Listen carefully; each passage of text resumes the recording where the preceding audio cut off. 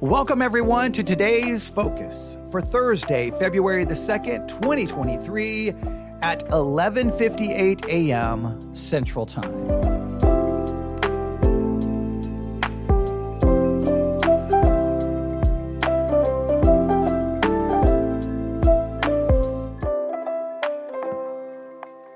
Today's focus, church idolatry. Church idolatry. Now, when you hear that phrase, you may think that I'm getting ready to spend the next few minutes talking about the different idols that you can find inside many churches, your church, my church, any church, because if we have to be honest with ourselves. Within every church, there are these things that kind of rise to, golden calf status. It becomes an idol, and you're not to touch it. You're not to question it. It's there. You must respect the idol. Now, nobody will acknowledge that it's an idol, but it's an idol inside the church. Like whatever the program is, whatever the method is, whatever the plan is, you don't touch it because that's the way this church does things, and it becomes an idol. It can be an idea. It can be a program. It can be a plan. It can be whatever the case may be. For example, the Awana program. Don't you dare touch or question or criticize the Awana program because you'll be in trouble because, see, it becomes a golden calf. And if you just bump into it, it's like, outrage, outrage, outrage. If you change anything, if you say, well, you know what, we're gonna stop that activity. How dare you? Because these things become idols within the church. And there have been entire church splits because someone dare question an idol, want to remove the idol, and nobody will say it's an idol. Everybody refers to it, this is an amazing program, and it becomes like dogma. This is the way the church must operate. So yes, we could do an entire podcast about the idols within the church. You could think today about the idols within your church or the idols you have seen inside of churches. And that would be an interesting discussion, but that's not what I'm here to talk about. Today's focus is church idolatry. Listen, we're going to talk about, and what I want you to focus on today is when the church itself becomes an idol. When the church itself becomes an idol. Can the church be an idol? That's the question. You may agree or disagree. I'm going to take the position, at least just for the sake of this broadcast, I'm going to take the position that the church can become an idol, and it has been an idol over and over and over in the life of many Christians, and it typically ends badly for everyone involved. In your Christian life, are there times that the church has become an idol in your life? Your focus, your attention, you're serving the church. You're focused on the church instead of Christ. That the church is supposed to point us to Christ, but in a roundabout way, the church becomes the idol, and all of our focus, all of our attention, we're serving, we're worshiping basically the church. We will never admit that because we will always say, no, I'm doing all of this for Christ. But in reality, do we just, in a sense, become focused and devoted to serving this institution called the church, all of its programs, its plans, its activities? We just become focused on keeping that institution running. Just keep feeding the machine. Just keep feeding this thing called the church. Can the church be an idol? Now let's begin this discussion in Exodus chapter 20. You are very familiar with these words, but let's read them. Exodus chapter 20, verse 1. Then God spoke all these words. I am the Lord your God who brought you out of the land of Egypt, out of the place of slavery. Do not have other gods besides me. God establishes, I'm the one who delivered you. You cannot have any other gods. I am to be your only God. In what ways can the church really become your God? You would say, never. That would never happen. I worship God, but I wonder in what ways the church can become really God. you think you're really focusing on the true God, but in a roundabout way, the church becomes your God. That's what you're serving. That's what you're loving. That's what you're focusing on. The church. Can the church become an idol? Let's continue reading. Do not make an idol for yourself, whether in the shape of anything in the heavens above, or on the earth below, or in the waters under the earth. Do not bow in worship to them. Do not serve them. For I am the Lord your God, am a jealous God, punishing the children of the father's iniquity, the third and fourth generations of those who hate me, but showing faithful love to 1,000 generations of those who love me and keep my commands. Can the church be an idol? I want you to really, really, really think about that today. Today's focus is I want you to think about church idolatry. I want you to really, and now you've got to be willing to be honest with yourself. And I want you to just think, in what ways does the church become an idol? We build this. I mean, think about the church, all of the money, all of the effort, all the things to keep the institution moving, all the programs, all the activities, this. I've heard from so many times, and Christians will complain. Now, when you kind of point it out, they usually get offended. I'm like, no, that's not what I mean. But think about, I've heard so many times people were like, man, so, we're a member of this church and we have this to do, and then we have small groups, and then we have this, and then we have prayer meeting, and then we have this, and then we have this, and we have a business meeting, and then we have this activity, and this, and this, and this, and this, and this, and this, and they go, activity, program. And sometimes you'll hear, and I just want to look at them and like, why is your church doing all of those things? What does any of that have to do with Christianity? What does that have to do? And they'll be like, well, I mean, and then they'll try to defend it. But they themselves will talk about how just they're so tired of going to this and this. Why?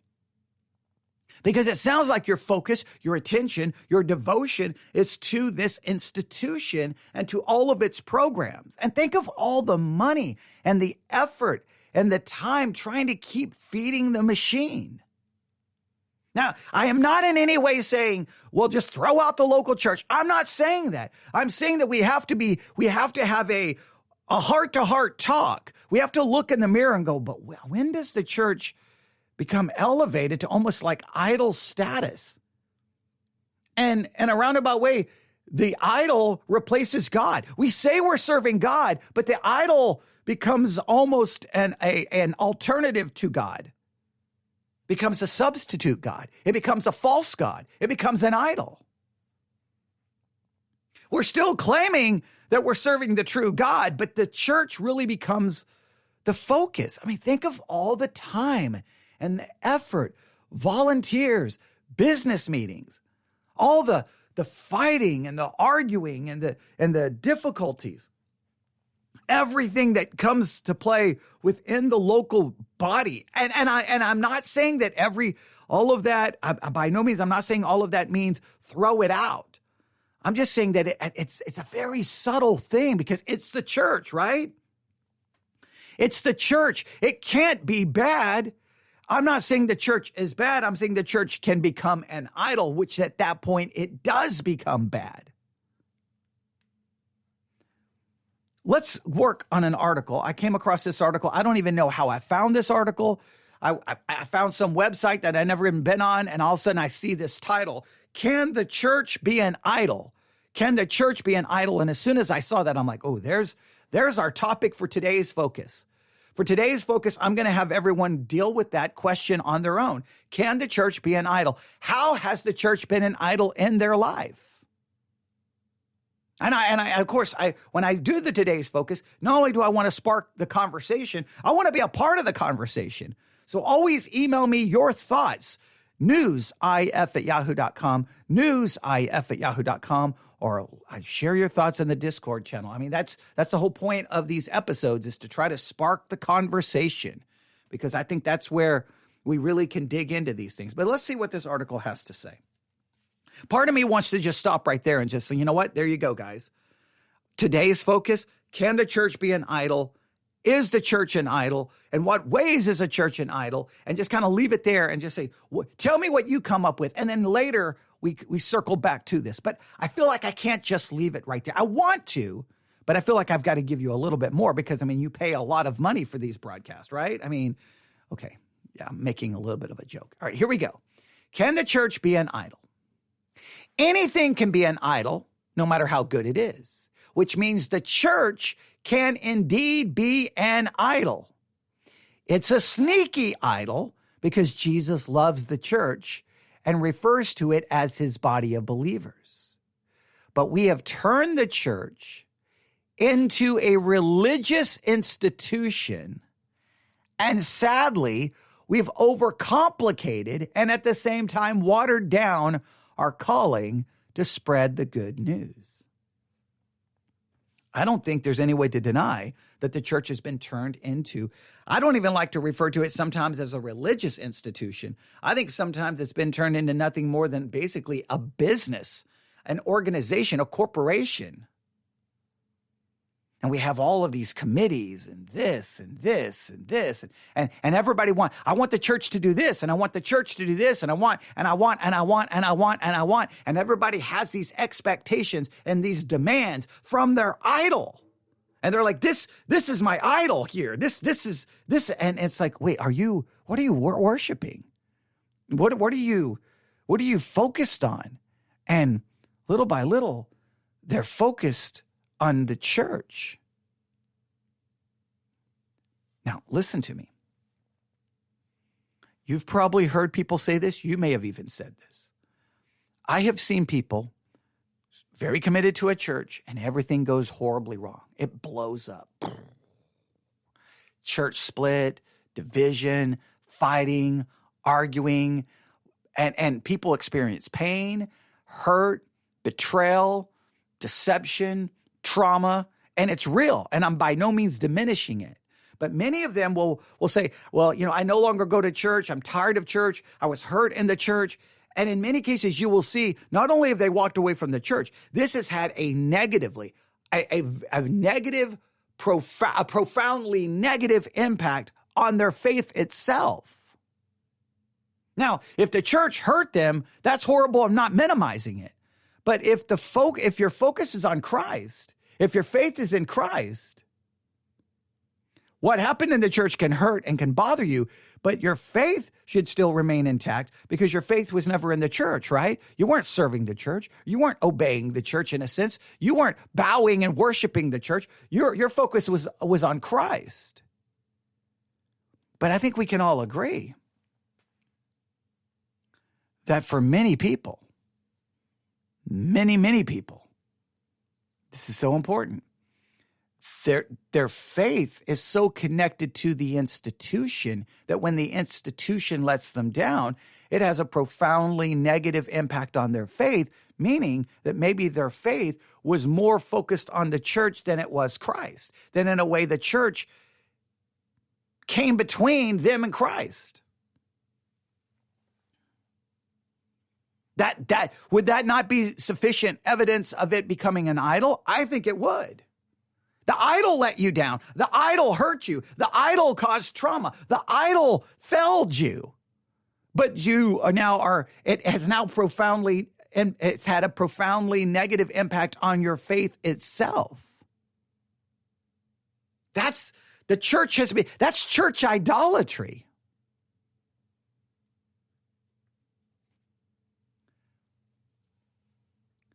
This article continues. I love the definition of the church, and it says given by, but it doesn't actually give the name of the book. So I don't know. There's a typo here. The name of the book is completely gone, and they just give the date it was published, 1998, and they give the publisher, InterVarsity Press, but they don't give me the name of the book. Right? Okay. So maybe it's called Christian Fellowship. It's weird. It's weird because they say, I don't know. It's written very weird. But a book written in 1998 gives the following definition of the church. All believers are now priests because God's Spirit dwells within the church / his people. They must live in unity with one another. There's very little about buildings or institutions unless we focus on synagogues. Now, I'm not saying I agree with this definition of the church. I think there's some problems here, and we could take it apart. But I don't want to get sidetracked. We're looking at church idolatry. What they're focusing on is the church is the people, not an institution, right? So when we create these institutions, are we moving? Well, at least I think this. Once the institutions are formed, I think idolatry is a real danger that we never warn anyone about. If you think about it in some ways, and I don't know how to articulate this. I don't know if this is going to work. This may be a horrible illustration, but I hope this will work. All right. I've got a bottle of water right here. Okay. If you've been listening to our discussion on Tertullian on baptism, I keep doing that in all the broadcasts, right? Because Tertullian's basically water, it's got supernatural powers. Okay, but I digress. But this water is inside a bottle. But this bottle is clear. I can see right through the bottle and I see the water. In a roundabout way, I can understand the church as an organization, pastors, deacons, right? Whatever church structure you have. There's in a sense, the building, the institution, right? The local organization. But in a roundabout way, shouldn't the church almost be like, in some ways, invisible? That it's there, right? There it is.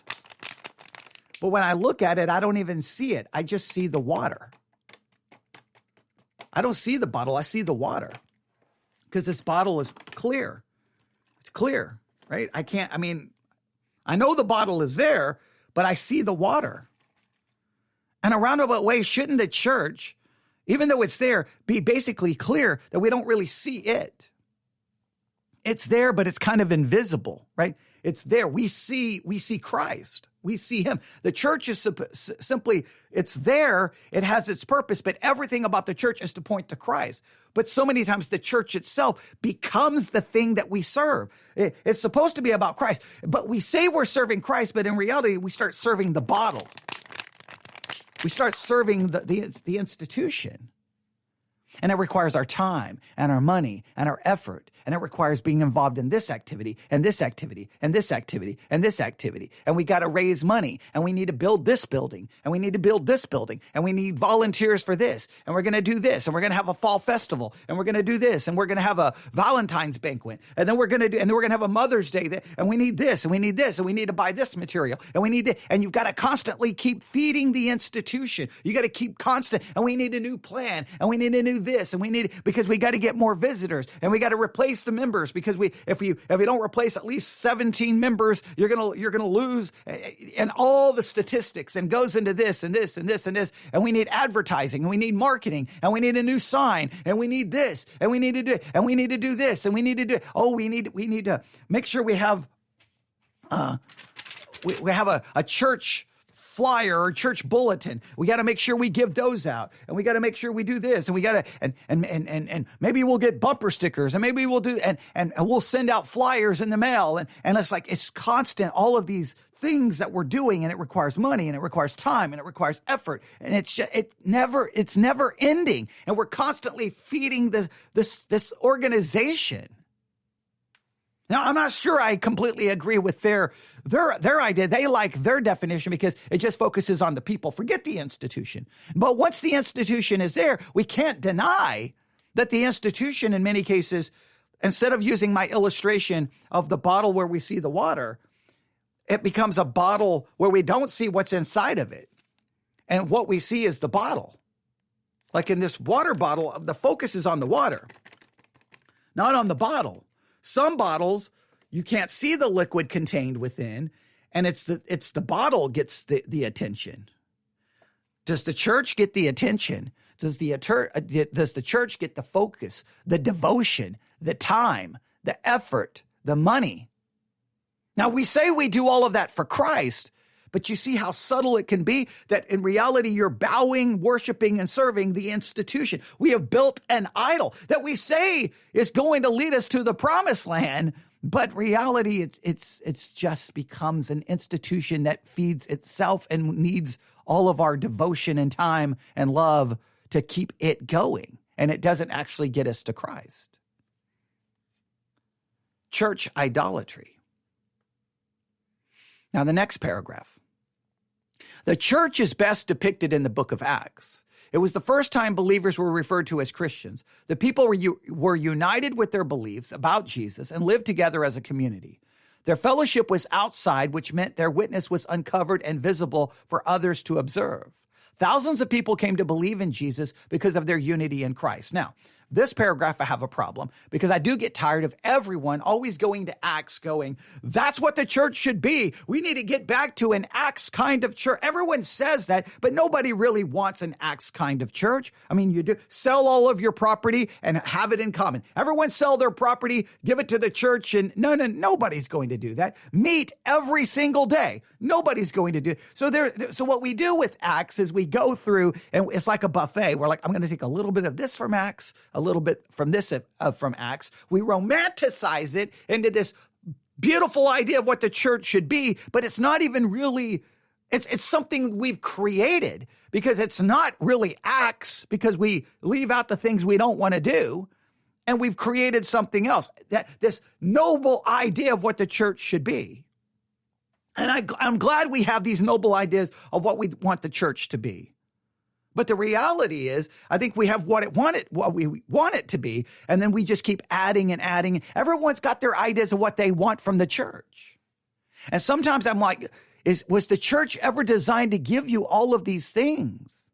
What you want is an idol. You want an idol to give you what you want. It's almost like, hey, Christ is not enough for you. Christ doesn't satisfy you. Christ isn't meeting your needs. So now you look to the church. You look to the pastor to meet those needs, to meet those wants. Because Christ isn't sufficient. I mean, this goes back to previous Today's Focus podcast episodes where we've been talking about this kind of thing. So we look to the church, and the church, you better meet my need. You better meet this. You better meet this. And when the church lets you down, then it has a profoundly negative impact on your faith because your real focus, your real love, your real devotion was on that institution, even though you were claiming it was on Christ. And when the institution lets you down because it doesn't meet your need, you become jaded, frustrated, aggravated, and angry and mad because somehow you were looking to the church to give you what you should have been looking to Christ for.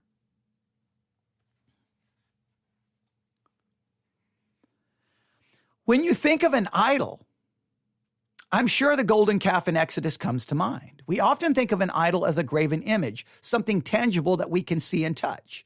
This description is accurate, but there's more to it. The tangible idols, graven images, and statues symbolize something bigger. Our focus is on something other than the living God. Our focus becomes on something other than the living God. Our focus, and if you think about it, why did they build the golden calf in the first place? Where's Moses? Right? Wait. What do we do? Oh, we need to see something, right? We don't know where this God is. We don't know where Moses went. We need, in a sense, a golden calf. We need something visible to lead. There was a need, and they looked, and they didn't feel like it was being met almost. I think maybe this is a correct way to understand it. And they looked to the golden calf to give them some sense of security. They looked to the golden calf to give them what they wanted, what they needed. Instead of looking to God, they turned to the golden calf. And I think many look to the religious institution to give them what they should be looking to God for. And then this institution gets bigger and bigger, more demanding, more activities. And just think about just try to comprehend the amount of money spent every year to keep the church, all the churches, just group them all together, and the millions, probably billions of dollars it keeps to keep these things up, these institutions operating. New building this, build this, buy this. We need this. We got to do this. We need a church bulletin. We need this. We need that. We need this. We need that. We need this. We need that. We need this. And is it really getting people to Christ, or is it just keeping people and then it's keeping people in the institution? I mean, how much of the programs and the activities is really designed to get us to Christ, or to get you to become a committed contributor to the institution, that you're showing up and that you're giving so that the institution can be maintained? Now, we say we're doing it for Christ. We'll call it spiritual growth. We'll call it discipleship. But is growth and discipleship really trying to get you plugged in to activities, to small groups, so that you'll be more committed to the church? And by being more committed to the church, you're showing up at the activities, you're giving money so that we can continue to feed the organization. Meaning that the church now becomes a substitute God, becomes an idol. It's easy to roll our eyes at how foolish the Israelites were to make a gold statue out of the jewelry and other prized possessions and expect it would perform as their God. But if you take a moment to reflect, we'll see that we make idols with much less effort and more frequency. Aaron held a high position of authority as high priest, but did a great disservice to the people when he advised them to make the golden calf. Now, there's far more to this article. I've already gone longer than I wanted to. I've gone 26 minutes. I'm supposed to go 15 minutes, but that's okay. Today's focus: church idolatry. Today's focus: can the church be an idol? I want you to think about how the church itself can become an idol. How has that idolatry shown up in your own life? How has it shown up in lives of other people you have seen and seen the negative consequences of it? How can we avoid letting the church become an idol? Is there an easy way? I'm by no means saying throw out the church. I'm not saying that. I'm saying that how can the church operate in a way where itself doesn't become an idol, where itself doesn't become a false god, where itself doesn't, in a sense, get in a way? Where can the church become where it's, in a sense, invisible? Like, here's the church, but I see right through it, and I see the water. I see Christ. I see God. That's what my focus is on. I'm not saying there's any easy answers, but just because there aren't easy answers, I don't think it's a topic that should be ignored. Most of the time when I hear about church idolatry, we talk about the idols within the church. But how can church itself become that idol? Email me, newsif@yahoo.com. Newsif@yahoo.com. That's the newsif@yahoo.com. I have a feeling we'll be talking more about this somewhere down the road.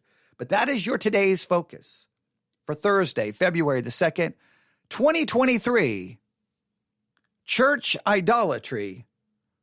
Can the church be an idol?